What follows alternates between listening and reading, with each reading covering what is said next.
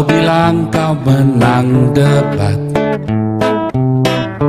lawan domba yang sesat. Kau bilang banyak yang tobat. Terus saya bilang sama orang ini, kamu tahu nggak yang saya lakukan di Indonesia?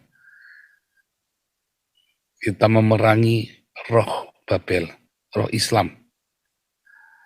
Dan bukan saja mereka menyerang, mereka tuh terang-terangan mau bunuh saya. Bahkan wakil presiden Indonesia saja memerintahkan untuk bawa saya pulang ke Indonesia. Ya, dan itu disuruhkan dengan formal. Tetapi kenapa keluarga saya baik-baik saja? Saya bilang sama dia begitu ya. Sementara kamu dikit-dikit ada perang roh di rumah saya mengalami perang roh. Ini ada serangan dari kuasa si jahat. Saya tanya, emang seberapa penting keluargamu terhadap universe ini, terhadap alam semesta ini? Apa yang kamu lakukan? Ya mungkin karena saya memberitakan Injil. Kamu memberitakan Injil kepada siapa? Saya bilang begitu kan. Kenapa kamu sampai diserang begitu? Keluarga saya baik-baik saja, nggak diserang. Padahal saya memerangi dengan ancaman kematian itu jelas-jelas ada. Setiap hari orang menghalalkan darah saya untuk bunuh saya. Ya, saudara tahu nggak maksudnya? Berapa banyak Anda semua yang ngaku-ngaku perang roh di gereja? Ya kan, gereja, yo kita perang roh, gundulmu peang. Saya perang roh beneran, saudara. Yang saya lakukan ini perang roh beneran, saudara. Ya, sementara gereja-gereja karismatik kan ngajarin perang roh, ya kan? Perang roh gundul peang, saudara. Perang roh apanya yang perang roh? Si Tony Daud ngajari perang roh. Perang roh apanya? Memang kamu berdampak apa bagi Indonesia? Apa dampaknya Tony Daud bagi Indonesia, saudara? Apa dampaknya Gilbert bagi Indonesia? Perang roh. Perang roh gundul peang, saudara. Wah, angkat tangan kananmu, saudara, pegang roti perjamuan di hari yang baru ini, tanggal 1 Januari. Kita angkat, Tuhan Yesus, aku mengingat pengorbananmu. Anda mengingat pengorbanan Tuhan Yesus, yang mau naruh kepalanya aja nggak ada tempatnya, dengan beli mobil mewah, ganti-ganti mobil mewah, gundulmu peang. Makanya tinggalkan gereja-gereja itu penipu, saudara. Gereja-gereja yang hanya menipu dirimu, saudara. Persembahan sulung, oh hati-hati, jangan kasih persembahan sulung ke gereja-gereja ini, pendetamu ganti mobil nanti, saudara. Langsung mulai firman Tuhan malam hari ini, perang salib di Indonesia ya, judulnya ya. 1 Samuel 17. Ya, haleluya. Terima kasih Pak David, terima kasih Pak Mulia. Luar biasa ya. Ini firman Tuhan adalah lanjutan yang tadi malam ya. Yang tadi malam kita belum selesai. Tadi malam ada perkenalan tentang Jehovah Sebaot. Bagaimana Anda di dalam proses ya, sehingga Anda bertemu dengan Jehovah Sebaot. Bagaimana seorang Daud, seorang gembala yang sederhana, nggak pernah dilatih berperang secara formal, tetapi dia memiliki kehidupan pribadi bersama dengan Jehovah Sebaot. Nah, maka sore ini adalah penjelasan yang tadi malam ya, saudara, lebih detail lagi. Sebab setahun ini ya, Tuhan memberikan pewahyuan kepada saya bahwa di dalam tahun 2023 ini ya, Tuhan akan menghadapkan kita semua di dalam peperangan yang sesungguhnya, saudara ya. Tentu saja bukan peperangan melawan darah dan daging, tetapi peperangan melawan roh-roh jahat di udara, penguasa-penguasa di udara, dan bukan retorika, saudara. Selama ini kita diperkenalkan oleh gereja karismatik peperangan yang retorika, saudara. Anda disuruh tengking-tengking, tapi Anda sendiri kalah terus. Ya, Anda tengking sana, tengking sini, tapi kalah terus ini gereja-gereja nih. Saya juga bingung nih. Kalian gereja-gereja kalah terus gimana nih? Ya kan? Jemaatnya kocar-kacir. Jangankan ngelawan benar-benar melawan ideologi. Kemarin kami ketemu dengan salah satu orang Kristen karismatik di Belanda ya saudara ya. Memang kalau namanya gereja karismatik ya akhirnya begitu ya saudara ya. Saya ketemu dengan salah satu penganut gereja karismatik, aktivis ya. Dia dikit-dikit, oh Jesus, apa dia. Tapi yang saya nggak suka apa dia dikit-dikit misuh gitu ya. Misuhnya di dalam nama Yesus lagi ya kan. Nah, saudara, kemudian suatu ketika dia cerita, dia sedang mengalami peperangan rohani atau peperangan roh gitu ya di rumahnya. Saya dengarkan dia ngobrol, ya. Terus saya bilang sama orang ini, kamu tahu nggak yang saya lakukan di Indonesia? Kita memerangi roh Babel, roh Islam. Dan bukan saja mereka menyerang, mereka tuh terang-terangan mau bunuh saya. Bahkan wakil presiden Indonesia saja memerintahkan untuk bawa saya pulang ke Indonesia. Ya, dan itu disuruhkan dengan formal. Tetapi kenapa keluarga saya baik-baik saja? Saya bilang sama dia begitu ya. Sementara kamu dikit-dikit ada perang roh di rumah saya mengalami perang roh. Ini ada serangan dari kuasa si jahat. Saya tanya, emang seberapa penting keluargamu terhadap universe ini, terhadap alam semesta ini? Apa yang kamu lakukan? Ya mungkin karena saya memberitakan Injil. Kamu memberitakan Injil kepada siapa? Saya bilang begitu kan. Kenapa kamu sampai diserang begitu? Keluarga saya baik-baik saja, nggak diserang. Padahal saya memerangi dengan ancaman kematian itu jelas-jelas ada. Setiap hari orang menghalalkan darah saya untuk bunuh saya. Ya, saudara tahu nggak maksudnya? Berapa banyak Anda semua yang ngaku-ngaku perang roh di gereja? Ya kan, gereja, yo kita perang roh, gundulmu peang. Saya perang roh beneran, saudara. Yang saya lakukan ini perang roh beneran, saudara. Ya, sementara gereja-gereja karismatik kan ngajarin perang roh, ya kan? Perang roh gundul peang, saudara. Perang roh apanya yang perang roh? Si Tony Daud ngajari perang roh. Perang roh apanya? Memang kamu berdampak apa bagi Indonesia? Apa dampaknya Tony Daud bagi Indonesia, saudara? Apa dampaknya Gilbert bagi Indonesia? Perang roh. Perang roh gundul peang, saudara. Yang kita lakukan di sini perang roh, saudara. Kita kasih makan orang-orang, saudara. Anda kira itu bukan peperangan rohani, saudara? Kita kasih makan orang-orang, ya. Ngapa kita tidak diganggu? Gangguannya ya dari ceker babi kapal oleng itu, ya kan? Gangguannya sudah dari mereka, dari setan. Setannya yang mereka itu, saudara. Dari mana setannya? Dari orang-orang yang menggarong kita. Rudi Yohanes. Setannya ya mereka itu, saudara. Yang mau garong kita, yang mau ngerampok uang yang dikumpulkan di sini. Tapi kita nggak mau kasih ya. Itulah setannya. Tapi perang roh apa, saudara? Nyatanya kita bisa kasih makan tiap hari 1.500 orang. Itu kan perang roh, saudara. Injil kita rawat beberapa desa, ya kan? Saat ini kita lagi mau kerjakan ya di Parung itu ya, kita mau kerjakan juga. Kita lagi minta tamarkasi dengan Pak Siliwangi untuk coba dipikirkan yang benar untuk komunitas di Parung ini, saudara. Karena ini satu kampung, saudara, kita menangkan, jadi kita mesti pikirkan yang benar, ya kan? Kita memperbaiki attitude-nya, moralitasnya, bahkan juga etos kerjanya. Bukan saja kita memberitakan Injil kepada mereka, tapi kita harus benar-benar berdayakan mereka, saudara. Itu tantangan, itu perang roh, saudara. Ya kan? Kita santai-santai saja perang rohnya, perang roh kita. Benar nggak?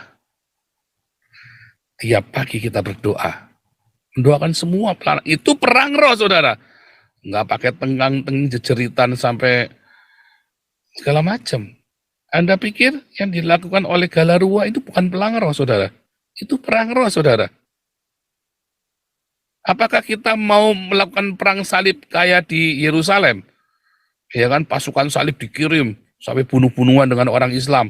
Apakah kita mau melakukan perang salib di Indonesia seperti orang Ambon, bunuh-bunuhan Kristen sama Islam, seperti di Poso orang Islam sama orang Kristen mau bunuh-bunuhan? Mengapa bisa terjadi seperti itu? Karena gerejanya perang roh yang retorika itu, saudara. Perang roh, tapi korupnya minta ampun gerejanya. Itulah kejahatan yang sebenarnya dilakukan oleh gereja. Akibatnya gereja-gereja yang korup ini, ya, tidak bisa menjadi berkat. Kenapa? Karena korup. Kita mah tenang-tenang saja. Kita perang roh, saudara. Galarua perang roh, saudara. Itu perang roh, saudara. Apa perang roh itu? Ideologi kan? Kita peperangan ideologi kan? Makanya semua yang terlibat di dalam yayasan kita, ya, saya selalu mengingatkan hati-hati, jaga kekudusan, hati-hati ya. Resiko tanggung sendiri-sendiri loh, Anda yang ada di dalam yayasan kita kalau Anda nggak menjaga kekudusan. Serius, saya nggak main-main ya. Karena yang kita lakukan ini peperangan roh, jaga kekudusan, hati-hati dengan dosa seksual. Beneran ya, karena kita sedang melakukan peperangan rohani. Hati-hati, jangan main-main, saudara. Dengan dari surga. Yang dilakukan oleh Damaris itu perang roh, saudara. Hati-hati, saudara ya. Makanya Damaris, hati-hati para pengurus, para diaken, jaga hidupmu dalam kekudusan. Damar kasih, ya, juga embun pagi. Itu perang roh, saudara. Kita mengguncang alam roh. Bukan cuma dengan cuap-cuap. Ya kan? Karena firman Tuhan bilang apa? Karena kerajaan Allah itu bukan perkataan. Bukan cuma perkataan omong kosong, saudara. Perang roh, kita perangi. Wah, sikara bara, ayo 1 jam kita berbahasa roh, kita perangi roh-roh jahat. Sikara bara. Lalu terus apa sikara bara. Akhirnya raba-rabaan, akhirnya berdosa semua kan. Itu kan perang roh definisinya gereja karismatik. Hati-hati saudara, perang roh yang kita lakukan, kita langsung menunjukkan kuasa itu. Apa saudara? Kuasa di dalam berbagi, kuasa cinta saudara. Kuasa kasih itu ketika kita berbagi kepada sesama. Wah, angkat tangan kananmu saudara, pegang roti perjamuan di hari yang baru ini tanggal 1 Januari. Kita angkat, wah Tuhan Yesus, aku mengingat pengorbananmu. Anda mengingat pengorbanan Tuhan Yesus, yang mau naruh kepalanya aja nggak ada tempatnya, dengan beli mobil mewah, ganti-ganti mobil mewah, gundulmu peang. Makanya tinggalkan gereja-gereja itu penipu, saudara. Gereja-gereja yang hanya menipu dirimu, saudara. Persembahan sulung, persembahan, oh hati-hati, jangan kasih persembahan sulung ke gereja-gereja ini, pendetamu ganti mobil nanti, saudara. Sementara kamu ganti rumah, nggak bisa bayar cicilan rumah kan, nggak bisa bayar kontrakan rumah kan, akhirnya mintanya ke Damaris juga. Iya kan? Ayo, persembahan sulung, persembahan apa, aduh, saudara. Anda mau diajari perang roh, saudara. Oh, di perang roh, kita perlu pakai kendaraan yang mewah, saudara, untuk perang roh. Gundul peang, saudara. Ya, Anda ditakut-takutin dengan belalang, pelahap, belalang pindahan, belalang pelompat. Hati-hati di tahun ini, saudara. Anda banyak sekali penipu-penipu.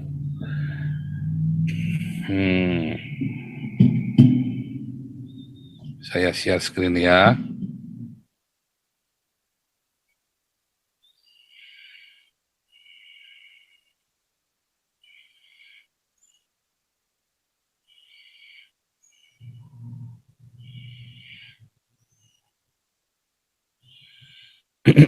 Mana nih? Ups.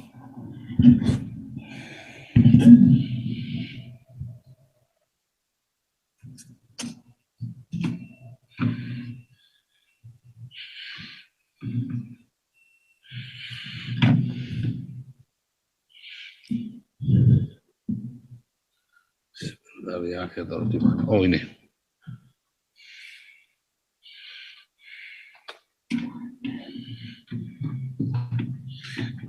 Namanya penjelasan jadi kudu tulis ya saudara ya. Gimana nih? Ya. Kita kembali ya ke cerita 1 Samuel 17 ya. 1. Ada yang namanya Goliat. Goliat ini Anda kudu nonton yang sebelumnya ya. Saya nggak akan ceritakan lagi. Anda kudu nonton tadi malam. Ya, harus nonton yang tadi malam. Ya, Anda langsung aja kursornya digeser ya supaya Anda jelas. Yang tadi malam judulnya Lord Zebaoth ya. Lord Zebaoth judulnya tadi malam itu. Hari ini judulnya perang salib saudara. Ini kena perang salib beneran saudara ya. Faktanya ada Goliat. 2 ada yang bernama Saul saudara. 3 ada yang namanya Daud. Ini kan fakta saudara.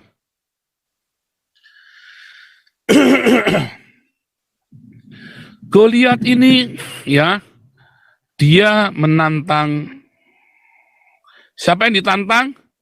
Apakah Israel? Enggak saudara. Yang dia tantang adalah Saul. Ya kan? Ini tadi malam ya. Apa yang terjadi dengan Saul? Saul ini takut saudara.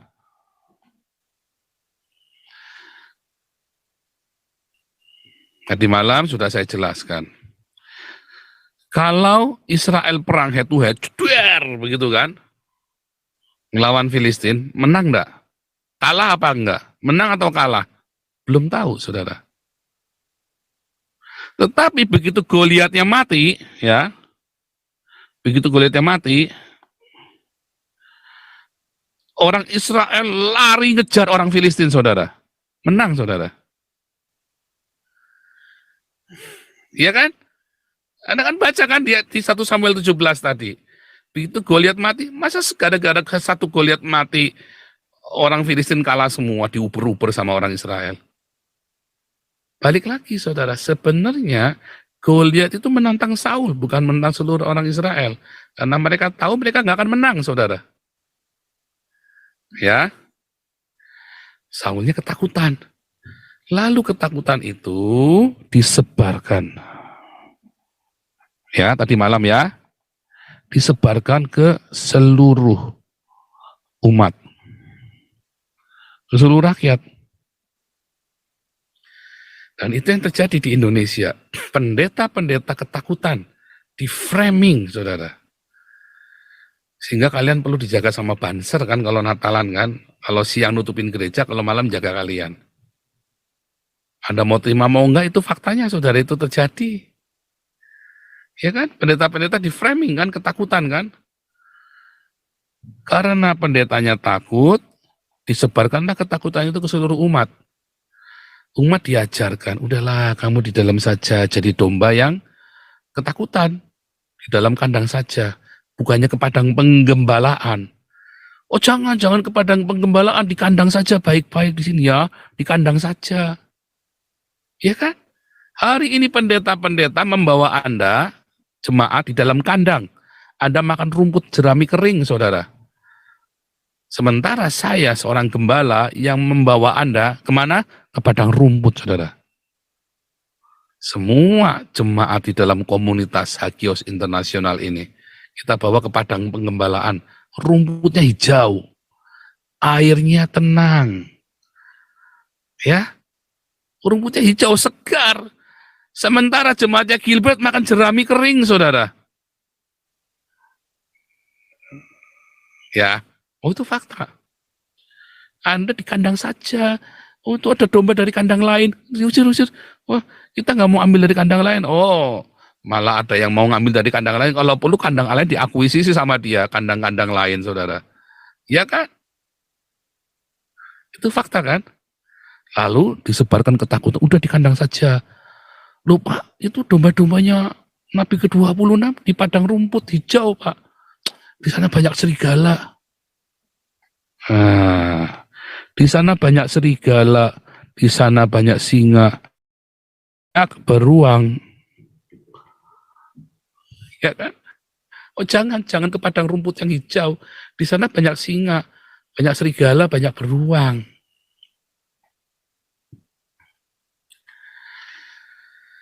Ini pengusang ini kurang ajar ini, anak iblis ini.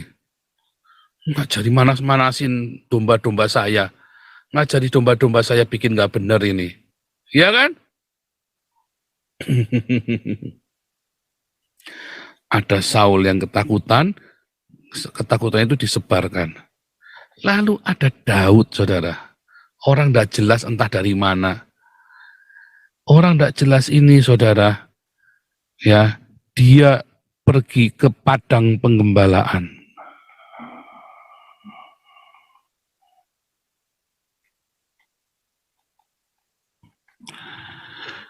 Dia lawan itu serigala, dia bunuh itu singa, dia bunuh itu beruang, saudara.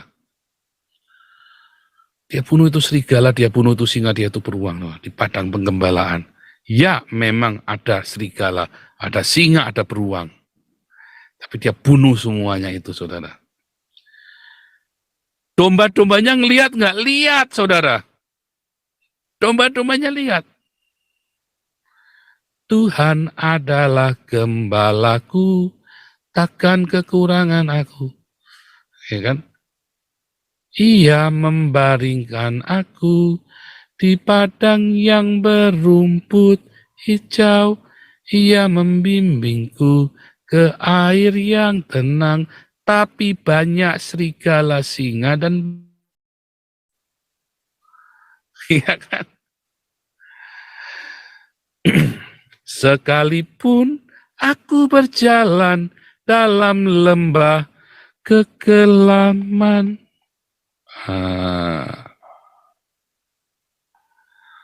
Indonesia akan masuk masa-masa kekelaman, saudara, 2023.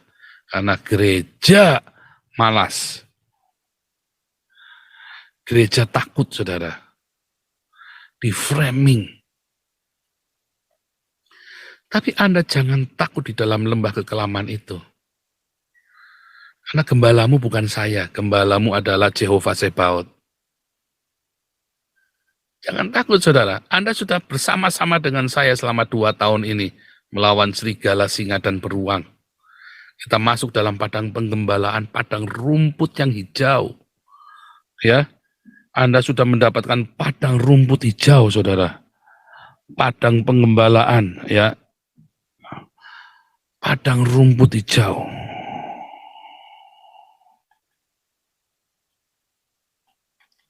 Tadi Bu Olive kesaksiannya bagus. Terima kasih sekali Bu Olive. Anda dipuaskan.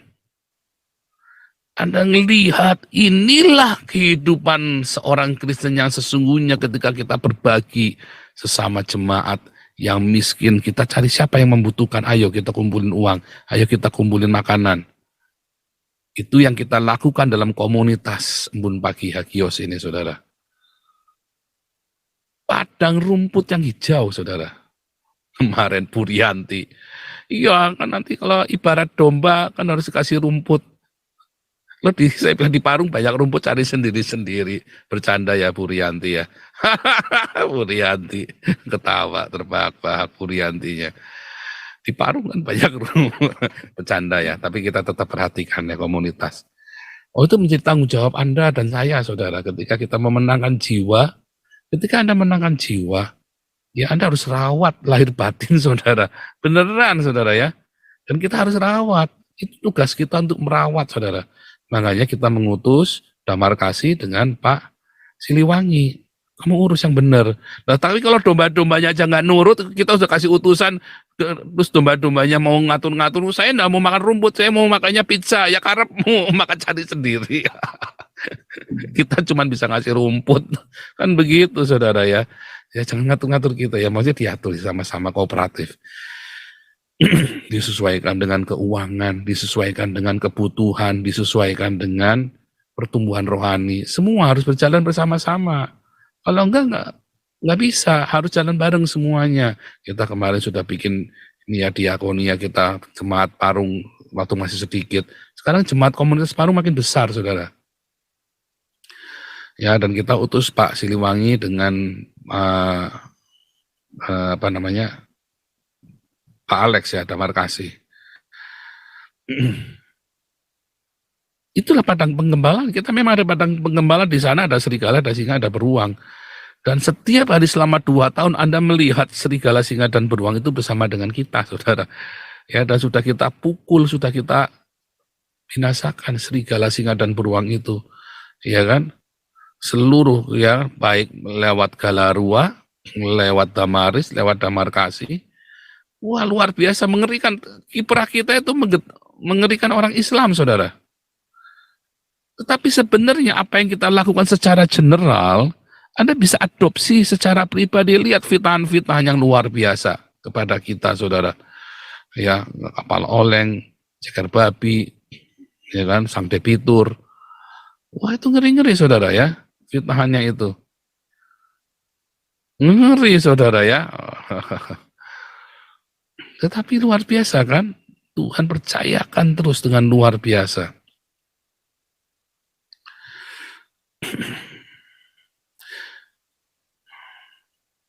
Lalu di situ, ya saudara, Goliat menantang Saul. Kenapa, saudara? Ini kalau kita cerita, tadi malam juga saya sudah cerita, orang-orang zaman di Yerusalem, orang-orang Islam itu disembelih ya, orang-orang Kristen berani ke Yerusalem mau ziarah, disembelih, saudara. Paling enggak dicambukin, digebukin, saudara, dianiaya. Makanya akhirnya setelah 300 tahun kemudian Gereja Katolik nggak tahan, saudara ya. Kenapa? Karena waktu itu Gereja Katolik juga korup, saudara. Nggak jadi berkat.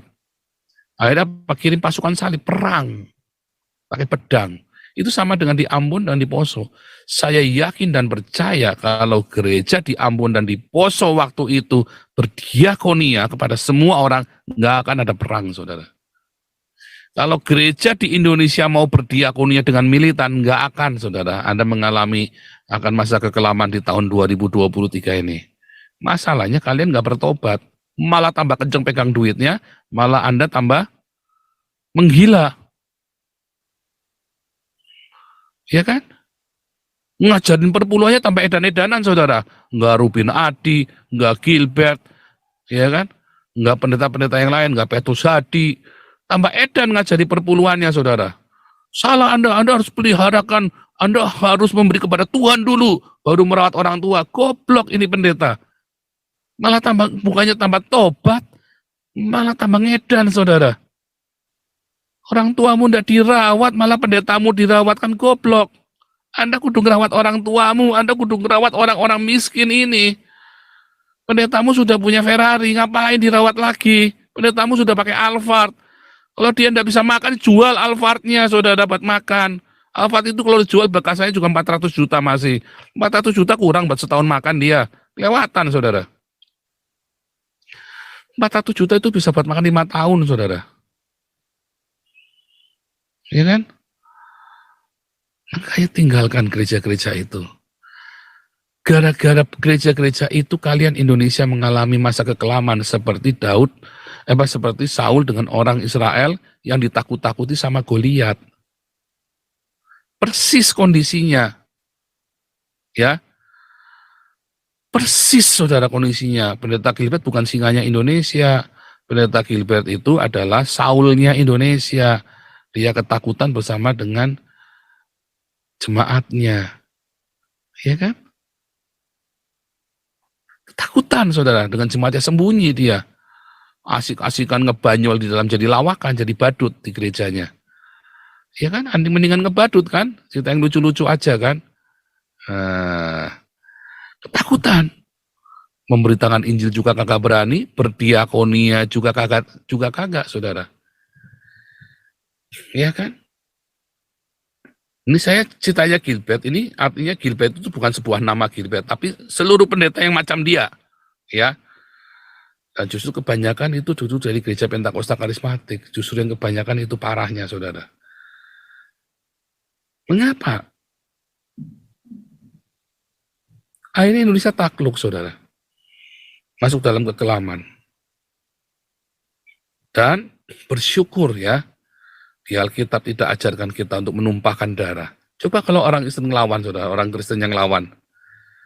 Apa yang terjadi, saudara? Pernah kebayang nggak kalau orang Kristen benar-benar ngelawan angkat senjata, saudara? Benar-benar angkat senjata ngelawan. Orang Islam kalian selama ini karena kita diem makin ditindas, makin ditindas. Coba begitu kayak orang yang di Poso, kayak orang di Ambon.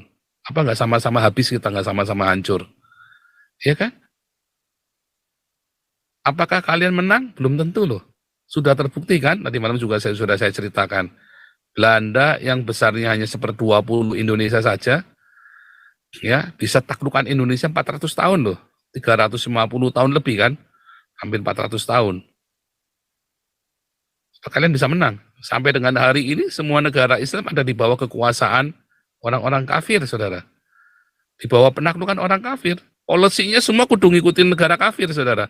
Nggak ada negara Islam bisa bikin polisi sendiri. Bahkan Indonesia pun kudu dengarkan Cina, kudu dengarkan Amerika. Kalau nggak habis Indonesia, saudara. Anda pernah kepikiran seperti itu?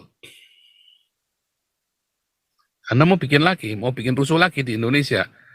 Cina dan Amerika sudah siap di situ, saudara. Kalau mau bikin rusuh lagi. Habis Indonesia, bubar beneran 2023. 2024 nggak ada presiden negara Republik Indonesia dari Sabang sampai Merauke, adanya cuma di Jawa Sumatera doang, saudara. Itu pun kalau Sumatera masih utuh, itu pun kalau Jawa belum pecah, saudara. Saya bagi Sultan Jogja juga mau bikin negara sendiri. Anda pikir Sultan Jogja nggak mau bikin negara sendiri? Iya kan? Bubar Indonesia, saudara. 2023, 2024 ini bisa bubar, saudara. Indikatornya cuma karena gereja tidak melawan. Begitu gereja melakukan perlawanan, bubar nggak bubar, saudara. Jangan main-main, saudara. Ya, begitu gereja ngelawan, ya, baik secara fisik maupun secara rohani. Kalau gereja melawan secara rohani dengan melakukan yang seperti saya pesankan, dengan berdiakonia dan bermarturia dengan gila-gilaan, maka Indonesia nggak bubar, saudara. Tapi kalau tiba-tiba gereja melakukannya perlawanan fisik, seremuk, saudara, Indonesia.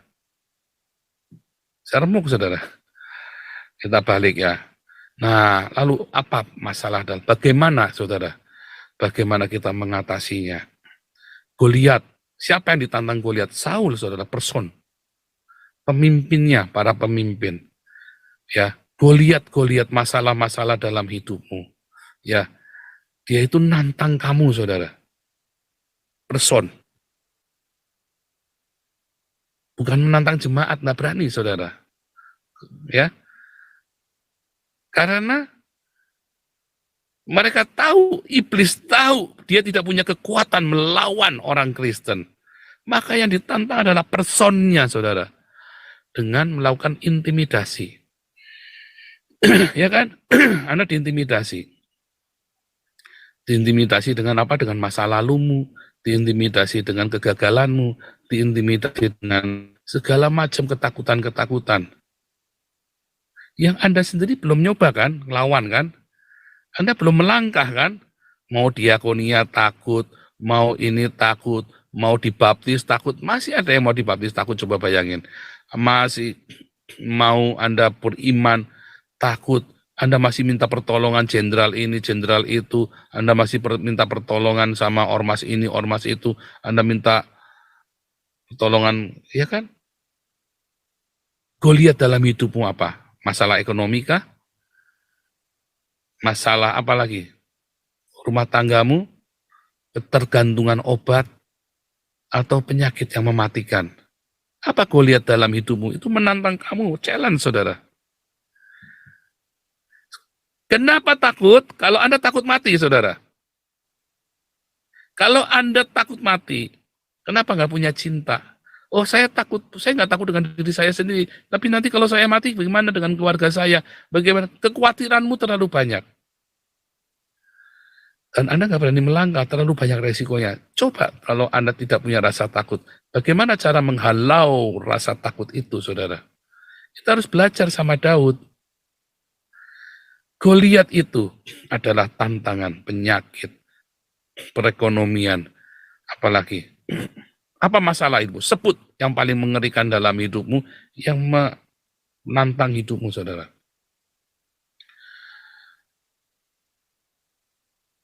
Anda mau belajar dari Saul atau Anda mau menjadi Daud? Saya mau jadi Daud saja. Penginnya semua orang jadi Daud. Tapi masalahnya untuk menjadi Daud, Anda harus mengenal siapa Tuhanmu, saudara. Makanya di situ, di padang penggembalaan, ada pujian dan penyembahan. Nah itu makanya Gilbert ngajari terus nyanyi-nyanyi terus. Oh salah saudara, bukan pujian penyembahan yang seperti di gerejanya Gilbert. Bukan saudara. Bukan pujian penyembahan seperti itu yang diajarkan oleh Daud. Itu mah lagi nonton konser. Pujian penyembahan yang seperti apa? Di saat-saat kamu sendiri. Di padang penggembalaan Daud sendirian, nggak rame-rame. Di saat kamu sendiri, di dalam kesendirianmu, Yesus engkau baik, sungguh baik, sangat baik. Di saat engkau ketakutan, ya kan, ku tidak takut, sebab kau besertaku. Di dalam masa-masa aniaya, di dalam masa-masa kamu difitnah, ya kan, kasih pasti lemah lembut, kasih pasti. Saudara terus atasi dengan pujian penyembahan itu, saudara. Dibalik, saudara. Semua dalam Mazmur, doksologi atau penutupnya selalu ceritanya tentang kebesaran Tuhan. Keluhan yang luar biasa, tapi di endingnya selalu bilang Tuhan baik.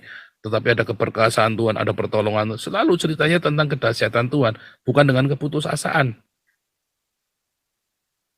Jadi, ya, kalau Anda mau belajar dari Daud, ya, kalau Anda mau belajar dari Daud, ya, satu saudara harus menyembah Tuhan di dalam segala penderitaanmu, mengucap syukur, jangan berkeluh kesah. Memang pujian penyembahan bersama-sama itu membangkitkan ambience kita, tetapi sebenarnya pujian penyembahan di dalam kamarmu itulah yang paling penting, saudara. Waktu kamu lagi setir mobil, tertekan, terima kasih Yesus, terima kasih Yesus. Ucapan syukur itu, saudara. Tekanan-tekanan itu kamu lampiaskan dalam ucapan syukur waktu kamu sendirian. Itu lebih penting justru. Jadi satu, saudara, Anda harus terus mengucap syukur, saudara. Pegang itu di dalam penderitaan, dalam tekananmu. Nah, di dalam ucapan syukur itu, di dalam hubunganmu dengan Tuhan, keintimanmu dengan Tuhan, ya, itu Anda bersedekah, bermarturia. Bermarturia, saudara. Pertama, Anda kan melihat Goliat itu tetap ada. Goliat memang ada di sana, ada di mana-mana. Anda bisa, serigala pun bisa jadi Goliat dalam hidupmu, singa pun bisa jadi Goliat dalam hidupmu, beruang pun bisa jadi Goliat dalam hidupmu. Iya kan? Nah, Anda halau ketakutan itu. Sebenarnya apa sih Goliat dalam kehidupanmu? Goliat dalam kehidupanmu itu adalah ketakutanmu, saudara. Iya kan? Goliat dalam bayangan rasa takutmu. Sebenarnya kamu mampu nggak melakukannya? Enggak. Memang nggak ada yang mampu. Memang kita nggak mampu, terima. Kita memang nggak mampu, saudara. Kalau Anda dengan kekuatanmu sendiri, ya, kamu keluar dari sarang singa, masuk ke sarang buaya, saudara. Anda bisa mengalahkan kebangkrutanmu, Anda bisa mengalahkan kemiskinanmu dengan kepahitan, saudara. Iya kan? Banyak orang mengatasinya, memang nggak ada yang mampu. Banyak orang berhasil mengatasi masalahnya dengan apa? Dengan angkara murka. Anda bisa lepas dari musuh-musuhmu dengan angkara murka, saudara. Lolos, tapi dengan angkara murka. Anda masuk kepada Goliat yang lain. Iya kan? Dari satu lolos ini, Anda kejeblos di sana. Memang cuma pilihan itu. Anda pengen benar, datang sama Tuhan Yesus. Selesaikan dengan cara Tuhan. Bagaimana cara Tuhan? Punya cinta. Makanya sedekah itu, diakonia itu yang mempertahankan cinta itu tetap ada di hatimu dalam kondisi apapun hidupmu, saudara. Diakonia itu yang akan mempertahankan cinta itu tetap ada, membara di hatimu. Makanya diakoniamu jangan pamrih. Ingat-ingat diakoniamu jangan pamrih. Nanti cinta itu tetap membara. Di dalam kasih tidak ada ketakutan. Ya, firman Tuhan berkata di dalam kasih tidak ada, lebih tepatnya di dalam kasih itu akan menghalau ketakutan dari hidupmu. Bagaimana seorang yang punya cinta kepada anaknya, dia terjang, ya, itu hutan rimba, dia terjang lawan binatang buas demi selamatkan anaknya. Karena cinta, saudara. Induk ayam dia tarung sama ular demi selamatkan anaknya. Ya, induk kucing tarung sama ular, induk ayam tarung sama burung elang, sama yang binatang yang lebih besar demi cintanya kepada anaknya. Bahkan binatang pun punya cinta, saudara. Manusia kalau punya cinta, dia hilang rasa takutnya, saudara. Karena ada yang perlu dilindungi. Naluri dari cinta itu menghilangkan ketakutan, saudara. Ya kan, naluri dari cinta itu menghilangkan ketakutanmu. Itu yang benar. Jadi bagaimana si Daud bisa menghalau itu serigala, singa dan beruang? Karena dia punya cinta di hatinya, ya. Takutnya itu kemudian hilang. Ya kan? Yang punya cinta, takutnya hilang. Karena ada Jehovah Sebaot. Jehovah Sebaot itulah sang cinta. Allah adalah kasih, 1 Yohanes 4 ayat 8. Itu logikanya, saudara. Jadi sebenarnya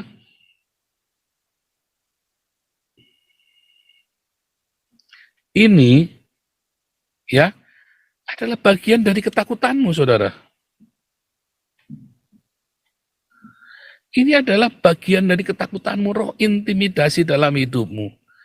Yang saudara bisa kalahkan dengan cinta. Seorang gembala yang mencintai domba-dombanya, saudara. Seorang gembala yang mencintai domba-dombanya. Dan kekuatan sang cinta itu berasal dari Jehovah Sebaot. Apa Jehovah Sebaot? Tuhan semesta alam, Jehovah Master of Universe. Karena sang cinta itulah Master of Universe, saudara. Penguasa dunia ini bukan Hitler, bukan khilafah, bukan penguasa dunia ini adalah sang cinta, agape. Siapa? Yesus Kristus. Dan itulah Jehovah Sebaot. Alam semesta inilah cinta, saudara. Alam semesta inilah cinta. Kamu harus rawatnya dengan cinta. Ya. Dan cinta itu mengalahkan ketakutan dalam hidupmu ini. Itu, saudara. Ya, penjelasannya. Karena tadi malam saya memperkenalkan. Ya, nah sekarang kita masuk dalam detailnya. Nah, balik lagi ya. Kemudian Anda diperhadapkan dengan Goliat. Yang mungkin adalah ketakutan terbesarmu. Tetapi Anda sudah punya cinta. Mau sebesar apa ketakutan itu, sebesar apa intimidasinya itu, takutnya itu nggak ada, saudara. Seharusnya Anda takut nggak? Seharusnya takut nggak? Seharusnya takut, saudara. Tapi betapa besarnya cinta itu, saudara. Betapa besarnya cinta itu yang meliputi. Kasih Allah melingkupi saya. Cinta itu melingkupi hidup kita. Seharusnya Anda takut sama Goliat. Tapi takutnya itu sudah nggak ada. Karena Anda sudah menumbuhkan cinta itu dari awal. Nggak ujuk-ujuk. Cinta itu ditumbuhkan. Seharusnya Anda takut dengan Goliat, tapi karena Anda punya takut, maka seharusnya takut, nggak takut tuh nggak berasa apa-apa tuh biasa aja. waktu TV One sama si siapa itu Jawa Pos. Takut nggak Pak Paul? Enggak, biasa aja. Bener-bener nggak takut saya saudara ya. Serius tanya istri saya. Kita mau makan tetap saya dikasih. Oh saya puasa 7 hari karena saya melihat ini peluang buat saya. Tuhan apa yang saya lakukan? Yang kita inginkan terjadi. Terjadi viral itu kan. Sekarang apa yang harus saya lakukan? Saya puasa 7 hari waktu itu saudara ya. Makan sehari sekali ya. Puasa 7 hari. Dan jadilah komunitas kita hari ini saudara. Ya kan? Cinta, karena cinta itu, takut itu udah nggak ada, hilang saudara. Nah, kalau Anda punya cinta melimpah dalam hidupmu, Anda nggak takut dengan kebangkrutan yang sedang melanda Anda. Tenang saja, saudara. Anda nggak perlu takut dengan apapun masalah dalam keluargamu. Mungkin ada kesalahpahaman. Miliki cinta itu. Mulai dengan apa? Dengan berdiakonia. Ayo rajin-rajin berdiakonia. Ya, rajin-rajin berdiakonia. Nah, kita sekarang ini membatasi diakonia karena dananya kurang ya. Jadi kita batasi. Nah, Anda kalau mau berdiakonia mandiri, ngomong, saya mau diakonia tapi uang saya sendiri. Boleh, tapi didaftar di Damaris. Boleh, saudara. Daftar. Ya, karena kita senang sekali bergabung ya. Saya mau diakonia sendiri tapi terdaftar. Atau mau sendiri tanpa terdaftar di mana-mana. Boleh, saudara. Berdiakonialah. Karena diakoni atau sedekah itu adalah awal dari cinta. Nah, kemudian selain untuk kita kasih ke orang lain, kita punya komunitas internal kita. Untuk tolong-menolong di antara kita sendiri yang membutuhkan. Ada banyak yang tidak bisa bayar untuk operasi, ada yang tidak bisa bayar sekolah, ada yang mau beli sepatu aja tidak bisa, ada yang mau makan aja dia ngais-ngais uang recehan, saudara. Ya, ayo masuklah ke dalam Yayasan Embun Pagi. Ya kan, menabur di Yayasan Embun Pagi. Begitu caranya, saudara. Cinta itu kemudian akan terus tambah besar, tambah besar, tambah besar. Pertama tadi cintanya ya kecil-kecil begitu, saudara.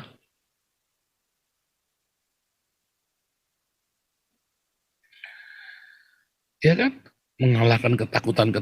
Itu Anda lihat, jangan tidak percaya saya. Hubungannya dengan diakonia sama perceraianku apa, Pak? Hubungannya adalah cinta. Mengapa kamu harus cerai? Karena udah gak ada cinta. Mulailah dengan mengaktifkan cinta itu kepada sesama. Berdiakonia. Karena kamu selama ini sama sekali, tapi selama ini saya sedekah, ya mungkin sedekahmu masih pamrih. Mungkin sedekahmu masih ada ininya, ada imbalannya. Ya kan? Atau sebenarnya Anda sedekah tapi pelit. Lo gajimu 100 juta, sedekahmu cuma 1 juta.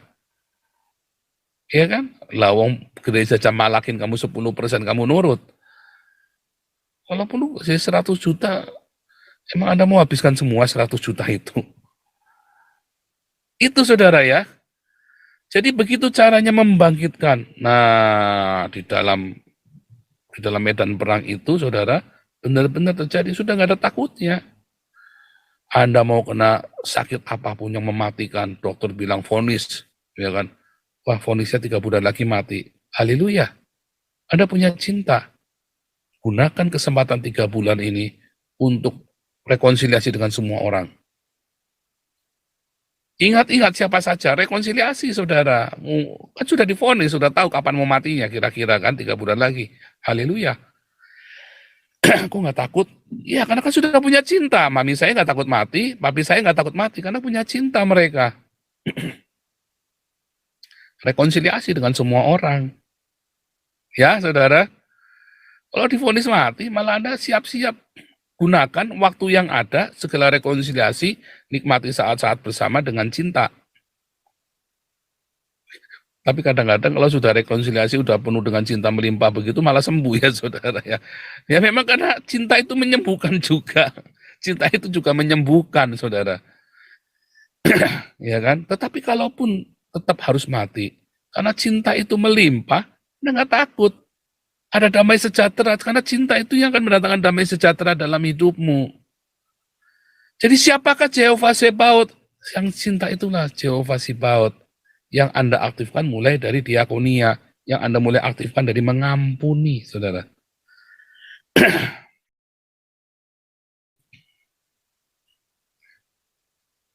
dari diakonia dan mulai mengampuni.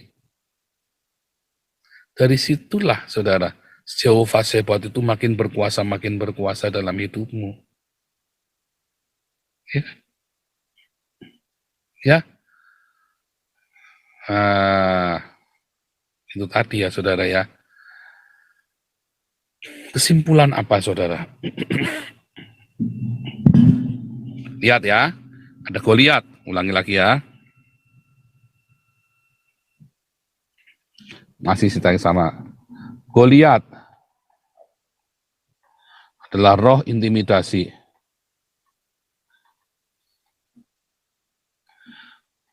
Saul adalah orang yang tidak punya cinta.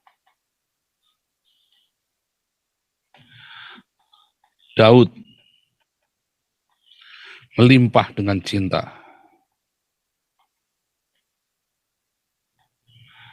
Ya, roh intimidasi ini ya akan mengintimidasi, membuat orang-orang yang tidak punya cinta ini ketakutan.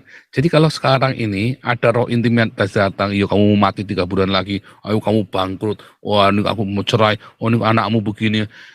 Nah, terus Anda takut berarti Anda nggak punya cinta. Ya kan? Berarti Anda nggak punya cinta. Tetapi, kamu nanti nggak naik kelas kamu. Saya ketakutan karena nggak naik kelas. Bukan Anda nggak punya cinta, ya Anda kudu belajar. Kalau itu beda ya. Anda ngerti yang saya maksudkan kan? Saya takut nggak naik kelas. Kalau Anda takut nggak naik kelas, ya Anda kudu belajar. Nah kalau Anda sudah belajar, Anda sudah les, Anda sudah sungguh-sungguh, bukan belajar sambil itu, tapi benar lalu Anda nggak naik kelas, ada ketakutan Anda nggak naik kelas karena nggak bisa ngikutin, Anda miliki cinta. Cinta itu memang yang akan membuat Anda berhasil melewati masa-masa yang sulit itu. Ya, itu contoh ya. Anda, saya soalnya belum kerja. Loh, Anda kerjanya pilih-pilih. Anda kalau sudah kerja, lalu kurang, Anda tidak perlu takut. Tapi kalau Anda kerjanya pilih-pilih, maunya yang enaknya saja, untuk kerja Anda maunya jadi bos. Modal nggak ada, tapi maunya jadi bos. Ya repot, saudara. Begitu yang saya maksud ya. Anda kudu ngerti. Nah, Saul ini maunya jadi bos, kerjanya kagak ada, saudara. Nah, itulah, orang kalau nggak punya cinta jadi begitu. Maunya enaknya sendiri. Ya, kerjanya kagak ada, maunya jadi bos. Begitu dijabanin beneran, kejang-kejang dia ketakutan. Lalu Anda minta, wah, dirabasika, raba. Ya mana bisa, melenyet yang ada. Coba Saul benar-benar dijabanin lawan Goliat, tetap kalah, saudara. Pada kenyataannya Saul ini kalau tetap melawan Goliat, tetap kalah, saudara. Tetap kalah, saudara. Tak jamin tetap kalah. Mengapa? Dia nggak punya, dia tidak punya pengalaman menaklukkan ketakutan dalam hidupnya. Cinta itu akan membuatmu punya pengalaman menaklukkan ketakutan, saudara. Gitu, saudara. Ya, jadi nggak bisa Anda mau nggak punya uang, karena kerjanya pilih-pilih nggak punya makanan, ya. Anda ngemis, kerjanya ngemis, sudah dimodalin, sudah modalnya habis. Ya habisnya buat apa? Buat foya-foya. Nah itu namanya karena Anda nggak punya cinta, Anda punya keserakahan di situ. Ya kan?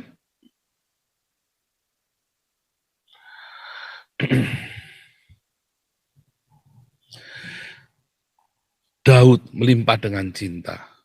Apakah roh intimidasi itu bisa? Nggak bisa, saudara. Ya, mau kematiankah? Mau kebangkrutankah? Mau kegagalankah? Nggak bisa. Aku sudah bekerja, dan aku sudah serahkan sama Tuhan dengan ucapan syukur. Karena cinta, maka dia bisa mengucapkan, ada ucapan syukur. Kalau Anda lihat di dalam pasal sebelumnya, Saul ini sering kerasukan setan, saudara. Apa yang dimaksud kerasukan setan? Dia depresi, saudara. Kenapa hidupnya nggak ngucap syukur? Padahal semua dia punya. Tetapi dia mengingkari sang cinta itu, dia kompromi dengan keserakahan. Makanya depresi, roh jahat yang dari Tuhan, katakan ya kan.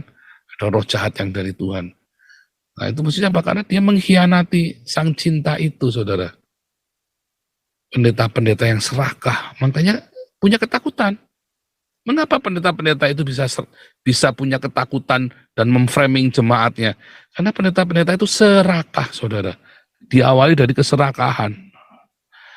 Kemarin kalau yang ikut embun pagi, ingat ya, cinta uang, keinginan mata, keinginan daging, keangkuhan hidup.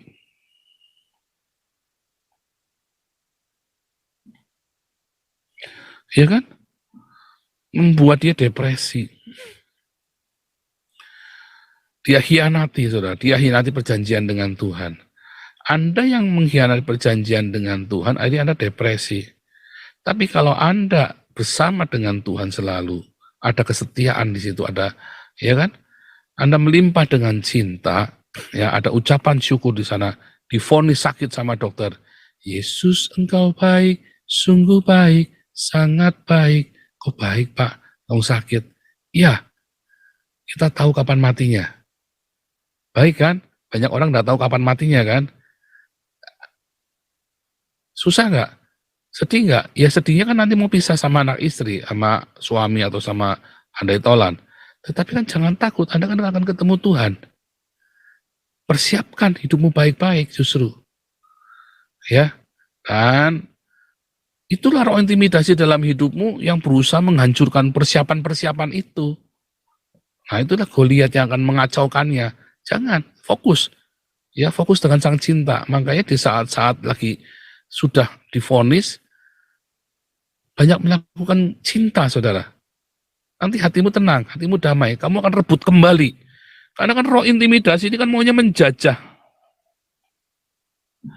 Mau ambil alih hidupmu, mau membajak damai sejahteramu kan, mau membajak jiwamu kan. Si roh intimidasi ini kan.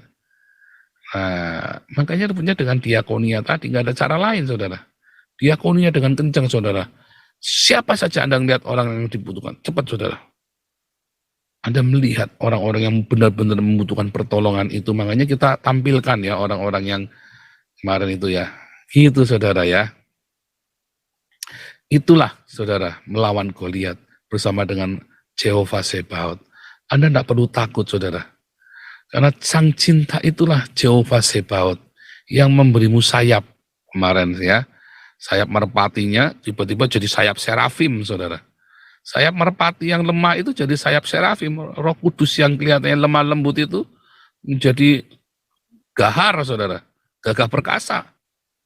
Ya, sayap serafim itu kan berapi-api, saudara, melibas, ya, lidah berapi itu serafim itu kan, yang melibas semua musuh-musuh, semua ketakutan dalam hidupmu. Sang cinta itu, saudara, Jehovah Sebaot. Kalau sang cinta Jehovah Sebaot itu bersama denganmu, ya, mungkin nggak hidupmu berantakan, nggak bisa, saudara. Terkendali semua. Kematiankah? Kebangkrutankah? Ya kan kata Rasul Paulus, apa? Pedangkah? Kelaparankah? Apa yang sanggup memisahkan kita dari sang cinta? Nggak ada, saudara. Kalau seluruh umat Tuhan melakukan itu, apakah Indonesia masuk dalam kekelaman? Enggak, Tuhan akan hindarkan, saudara. Nah sekarang, kalau ternyata cuma Damari saja melakukan, Anda tetap akan lolos, saudara. Orang-orang yang penuh cinta itu akan Tuhan luputkan. Di tengah-tengah aniaya, Tuhan akan luputkan Anda semua. Jangan takut, saudara. Karena aniaya itu bagi orang-orang yang tidak punya cinta di dalam hidupnya, saudara. Ya, Tuhan Yesus memberkati. Haleluya.